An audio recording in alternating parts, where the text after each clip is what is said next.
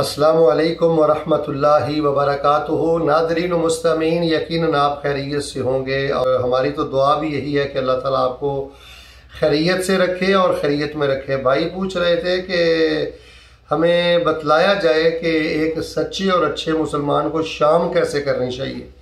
سب سے پہلے تو میں شاباش دیتا ہوں جی، یہ وہ سوالات ہیں کہ جو کرنے کی ضرورت ہے، اور پھر ان سوالات کے جوابات دین کی روشنی میں دینے کی ضرورت ہے، پھر ان پر عمل کرنے کی ضرورت ہے۔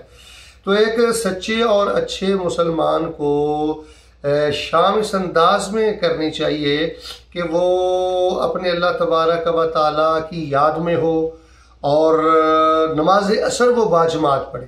یہ شام کی نماز ہے۔ نماز عصر کا ایک مسلمان اور مومن کی زندگی پر بڑا گہرا اثر ہے۔ نماز عصر کا دورہ اجر ہے، یہ خیر ہے، یہ برکت ہے، یہ بہت بڑی کامیابی ہے۔ نماز عصر کے بعد جو نماز کے اذکار ہیں وہ کرنے چاہیے۔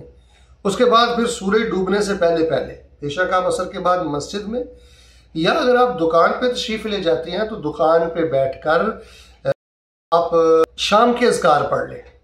ہمارے بعض بھائی جو ہیں وہ شام کے اذکار سورج غروب ہونے کے بعد پڑھتے ہیں، ایسے نہیں ہے۔ ام سینا ام سیتو، اس کا معنی ہوتا ہے شام۔ سورج غروب ہونے کے بعد تو رات ہوتی ہے، تو شام کے سارے اذکار سمجھ کے پڑھ لیں، ٹھہر کے پڑھ لیں، اپنے آپ کو اللہ کی سپرد کریں، اپنے معاملات کو اللہ کی سپرد کریں، اور بالخصوص شام کو غروب آفتاب سے قبل اللہ کی تسبیح بہت زیادہ پڑھیں۔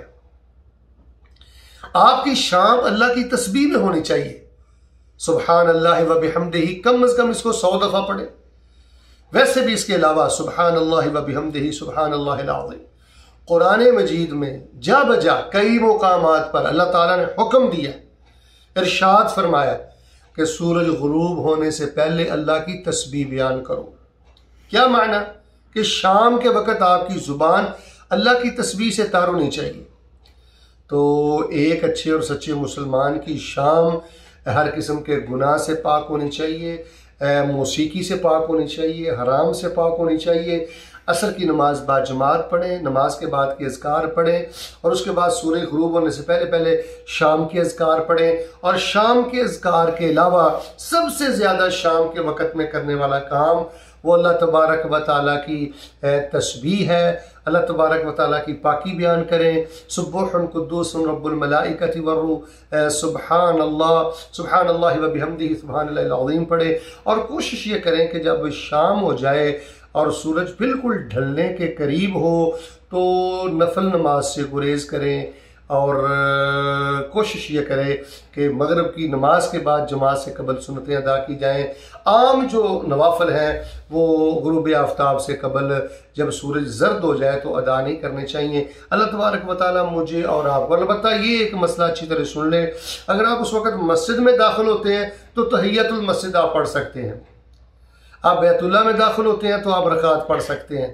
اللہ جل شانہ مجھے اور آپ کو دین کے مطابق نماز والی، ذکر والی، قرآن والی، فکر والی اللہ شام کرنے کی توفیق عطا فرمائے۔ آمین ثم آمین۔